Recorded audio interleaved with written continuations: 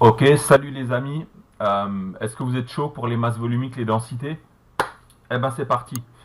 Donc l'idée de cette vidéo, ça va être de vous expliquer les notions de masse volumique, densité qui sont beaucoup utilisées en sciences, pas seulement en physique-chimie, vous verrez en géologie aussi, et donc de savoir manipuler les relations qui les lient aussi entre elles. Alors, la masse volumique, déjà on n'a pas choisi le nom par hasard, masse volumique. Quand vous avez un mot en X, c'est souvent que en fait il est au dénominateur dans une division. Par exemple, une puissance surface X, c'est une puissance par unité de surface. Donc une masse volumique, c'est une masse par volume. Donc déjà par le nom, on peut deviner la formule. Donc en fait, il s'agit du rapport entre la masse et le volume. Alors la notation est un peu bizarre, vous voyez cette lettre un peu bizarre. Alors souvent les élèves, ils croient que c'est un P, c'est pas un P. En fait, c'est ρ, c'est le R grec. Voilà, donc vous faites un espèce de P mais avec un peu arrondi comme ça au bout. Donc ça c'est le symbole de la masse volumique. Et évidemment, alors il y a plusieurs unités possibles, mais si vous décidez d'exprimer la masse en grammes et le volume en millilitres, vous aurez forcément la masse volumique en grammes par millilitre. Je vous rappelle que millilitre c'est pareil que centimètre cube. Donc grammes par millilitre, grammes par centimètre cube, c'est pareil. Si vous voulez avoir la masse volumique en kilogrammes par mètre cube, il faudra exprimer la masse en kilogrammes et le volume en mètre cube. Donc d'une certaine façon, la masse volumique, c'est quoi? Ça représente la masse d'un volume donné, qui est par exemple la masse d'un millilitre. Et l'intérêt, c'est du coup de pouvoir comparer après des métaux ou des matériaux entre eux, pour savoir lequel est le plus dense. Du coup, ça m'amène à la deuxième définition, qui est celle de la densité. À ne pas confondre du coup avec la masse volumique, vous verrez que ce sont des grandeurs qui se ressemblent. Alors la densité se note D minuscule, et en fait, si vous regardez la formule, en fait, c'est un rapport, une division entre des masses volumiques. Et ce qu'il faut savoir en science, c'est que quand vous faites une division entre deux grandeurs de même nature, par exemple entre deux prix, le prix d'un pantalon est de 100 euros, le prix d'un t-shirt de 20 euros. Si vous faites le rapport des deux, 100 divisé par 20, vous trouvez 5. Le 5 n'a pas d'unité et il veut dire quoi? En fait, il veut dire que le pantalon était 5 fois plus cher que le t-shirt. Donc en fait, quand vous faites un rapport entre deux grandeurs de même nature, vous obtenez un nombre qui n'a pas d'unité, mais qui vous dit celui d'en haut, il est combien de fois plus grand que celui d'en bas. Voilà. Et ici, du coup, la densité d'un objet ou d'un matériau, en fait, c'est sa masse volumique divisée par une masse volumique de référence. Alors pour les gaz, la masse volumique de référence, ça sera l'air. Et pour les liquides et les solides, la masse volumique de référence sera celle de l'eau, que j'ai indiquée en dessous, qu'on va rencontrer le plus souvent en seconde. La masse volumique de l'eau est très simple à retenir. C'est 1 gramme pour 1 millilitre. Vous prenez 1 millilitre d'eau que vous mettez sur une balance, ça fera exactement 1 gramme. Alors évidemment, si c'est de l'eau salée, ça changera légèrement. Donc là, on parle d'eau pure. Donc une fois que vous maîtrisez ces deux formules, donc la densité n'a pas d'unité, puisque vous faites le rapport entre des masses volumiques. Des grammes par millilitre divisé par des grammes par millilitre, ça fait pas d'unité. Voilà. Et donc, si je poursuis quand même avant de faire les applications numériques, du coup, comment est-ce qu'on interprète la densité? Comme vous comparez deux grandeurs, en fait, quand vous comparez deux grandeurs, quand vous faites une division entre deux grandeurs, en fait, si vous trouvez un nombre en faisant la division plus grand que 1, ça veut dire que celui du dessus était plus grand que celui d'en dessous. Alors que si vous trouvez un truc plus petit que 1, ça veut dire que c'était le dénominateur qui était plus grand. Donc d'une certaine façon, ça permet de savoir si le matériau, en fait, il est plus dense que l'eau ou pas. Alors c'est parti pour les applications. Alors on va prendre un exemple, un bloc de fer que j'ai pris, qui fait 8 cm3, donc c'est un petit bloc comme ça là. Et si on le met sur une balance, la balance indique 63,0 grammes. Donc là il s'agit d'un corps pur, on va imaginer que c'est du fer pur. Il est constitué uniquement d'atomes de fer. Donc pour calculer sa masse volumique, comment est-ce qu'on fait? Alors vous remarquerez que j'ai écrit la formule ρ égale m sur v, mais en écrivant chaque fois entre parenthèses de quel matériau il s'agit. On vous incite fortement à faire pareil. Vous, à chaque fois que vous allez écrire cette formule, vous écrirez entre parenthèses de quoi vous parlez. Et du coup, l'expression littérale, la voilà. Donc on fait le rapport entre les deux. il y a 3 chiffres significatifs en haut, 3 en bas. Donc pour le résultat, on en garde 3. Et comme on a fait des grammes par des centimètres cubes, on obtient la masse volumique en grammes par centimètre cube. Donc 1 centimètre cube de fer pèse 7,87 grammes. C'est de la proportionnalité. Hein. Si 8 centimètres cubes pèse 63, 1 centimètre pèse combien? On aurait très bien pu trouver le résultat en faisant juste une proportionnalité. Puisque, en fait, cette formule, c'est une formule de proportionnalité, celle d'en dessous aussi d'ailleurs. Alors, pour calculer la densité de ce bloc de fer, on fait sa masse volumique qu'on vient de calculer divisée par celle de l'eau. Vous constatez que numériquement, en fait, ça revient à diviser un nombre par 1. Donc, vous remarquez que la valeur n'a pas changé, 16,87. Par contre, la densité n'a pas d'unité. Voilà, puisque les grammes par centimètre cube se sont simplifiés. C'est pour ça qu'on pourrait penser que densité masse volumique, c'est la même chose, parce que c'est le même nombre. Non, l'un a une unité et pas l'autre. Alors, la formule marche aussi pour des mélanges. Par exemple, si vous prenez de l'acier, qui est un mélange fer-carbone, donc là, on ne voit pas trop bien sur le schéma, mais j'avais inséré dans le réseau d'atomes de fer des atomes de carbone. Du coup, c'est un acier.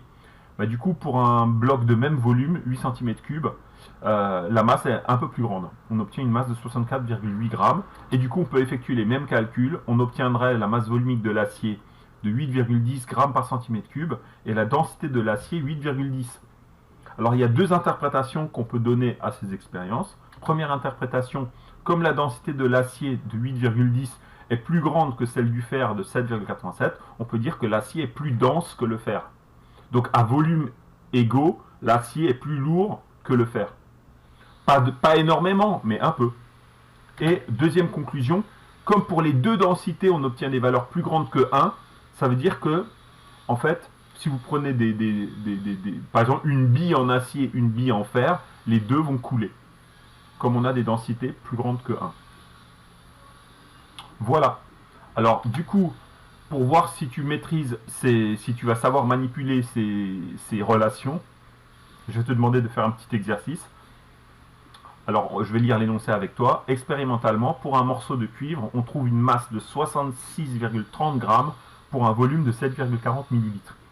Calcule sa masse volumique, puis sa densité. Et deuxième question, exprime puis calcule la masse d'un bloc de cuivre, un gros bloc, de 3 mètres cubes. Donc, il pèserait combien? Donc, comme d'habitude, tu sais comment faire. Tu mets la vidéo sur pause, tu essaies de faire l'exo, et ensuite tu regardes le corrigé. A tout de suite. Ok, donc c'est parti pour le corriger. Donc première question, donc là on va appliquer la formule de la masse volumique, puisqu'on connaît la masse et le volume. Alors du coup, comment introduire une formule? En fait, écrivez, quand c'est une formule que vous sortez de votre mémoire, qui n'est pas donnée dans un document, vous écrivez par définition, vous précisez de qui? De la masse volumique. Donc là, je m'attache aussi à vous montrer comment on rédige, évidemment. Ok, donc l'expression littérale, donc la masse volumique, donc qui se note ρ, je précise le cuivre, entre parenthèses, donc c'est la masse de cuivre, divisé par le volume du bloc de cuivre. Ok, donc ça, comme c'est l'expression littérale, je l'encadre. Hop, je précise les unités. Si la masse est en grammes et le volume en millilitres, on obtient la masse volumique en grammes par millilitre. Donc on va pouvoir faire l'application numérique à côté. Je vais essayer de gagner un peu de place. Donc la masse volumique du cuivre est égale à, du coup numériquement 66,30. On remarque qu'il y a 4 chiffres significatifs. Divisé par 7,40, il y en a 3.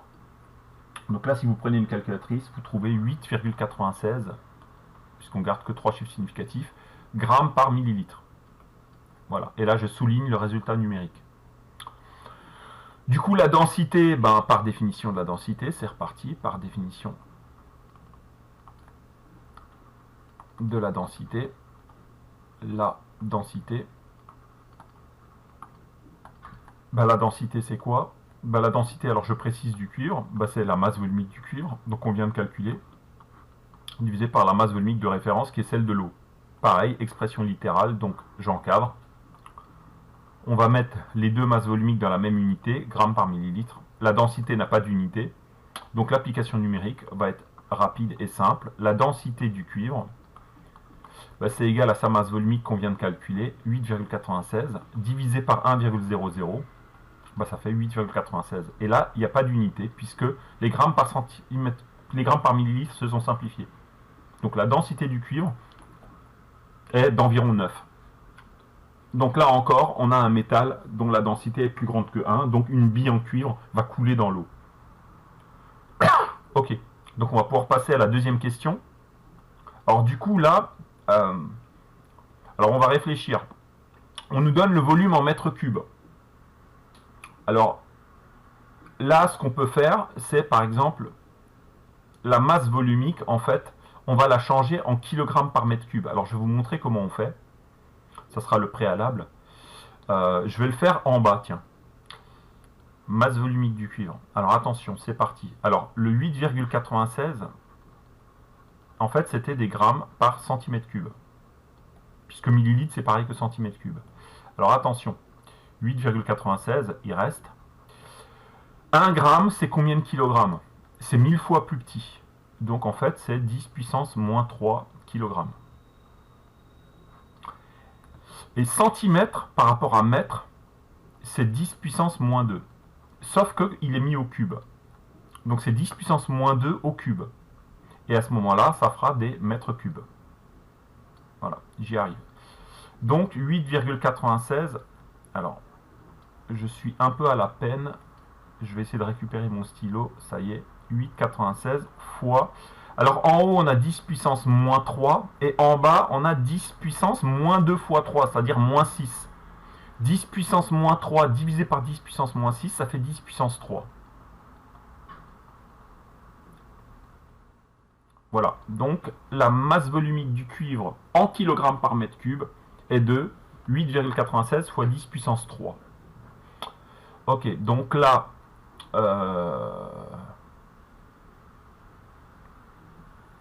pour la question 2, si vous remarquez, donc je vais essayer de prendre la pointe que vous allez voir, on connaît la masse volumique du cuivre et on connaît le volume qui est de 3 mètres cubes. Donc là, comme on connaît lui et lui, en fait on cherche la masse correspondante. Alors, du coup, il va falloir faire un retournement de la formule. Donc, du coup, en fait, je vais réécrire. Donc, d'après la question 1, puisqu'on a déjà donné la formule, d'après 1, bah, la masse volumique du cuivre est égale à la masse du cuivre divisé par le volume du cuivre. Et en précisant, du coup, que là, ça marche aussi avec la masse en kilogrammes, le volume en mètres cubes, et du coup, la masse volumique en kilogrammes par mètre cube. Et là, le retournement, je vous ai dit que dans les formules de proportionnalité, là comme ça, vous pouvez échanger les termes en diagonale. Je peux changer de... Ah non, c'est pas ce que je vais faire puisque c'est la masse que je cherche. Donc en fait, ça revient à un produit en croix. Ok, donc je vais vous montrer l'astuce. Donc dans la formule ici, là par exemple, j'ai le droit d'écrire un 1 là en bas. C'est-à-dire que masse volumique du cuivre, c'est pareil que masse volumique divisé par 1. Et du coup, on se ramène à un produit en croix. Pour avoir la masse ici, en fait, vous faites ρ fois V divisé par 1. Donc la masse, c'est ρ fois V. Donc ça, c'est l'expression littérale que du coup, je vais écrire. Donc la masse de cuivre. Ok, je vais finir par y arriver si... Ok, masse de cuivre. Oh putain. Est égal à ρ du cuivre fois le volume du cuivre. Ok, donc j'encadre l'expression littérale. Je mets les unités correspondantes. Si on met lui en kilogrammes par mètre cube et le volume en mètres cubes, en fait les mètres cubes se simplifient, on récupère des kilogrammes. Donc on va pouvoir faire enfin l'application numérique. Donc la masse du bloc de cuivre est égale à 8,96 fois 10 puissance 3, donc kilogrammes par mètre cube, qu'on multiplie par 3,0 mètres cubes. Et du coup à l'arrivée, je fais le calcul. 8,96 fois 10 puissance 3, le tout fois 3,0. Ok, alors là, la calculatrice m'affiche, je l'écris à gauche, 26 880 kg. Alors moi, il faut que je garde que 2 chiffres significatifs. Donc ce que je vais faire, c'est que lui, là, je vais le mettre en écriture scientifique. La virgule serait ici. Donc en fait, il faut que je décale la virgule entre le 2 et le 6. Donc, est-ce que j'ai la main? Oui, j'ai la main. Donc, c'est pareil que 2,6880 fois 10 puissance. Et là, j'ai décalé la virgule de 1, 2, 3, 4 ans. Donc, 10 puissance 4 kg. Comme il faut que je garde que 2 chiffres significatifs, je coupe ici. et je fais un tronqué arrondi. Sachant que comme derrière le 6, il y a un 8, bah le 2,6 va devenir un 2,7. Donc c'est 2,7 fois 10 puissance 4 kg. Voilà. On pourrait mettre une phrase réponse, mais là, la vidéo est assez longue, donc il faudrait écrire le bloc de cuivre aurait une masse de 2,7 fois 10 puissance 4 kg. Voilà. Donc vidéo très technique avec beaucoup de calculs. Regardez-la, refaites les calculs plusieurs fois, regardez la vidéo plusieurs fois pour vraiment devenir familier de ce genre de manipulation. A bientôt pour une prochaine vidéo.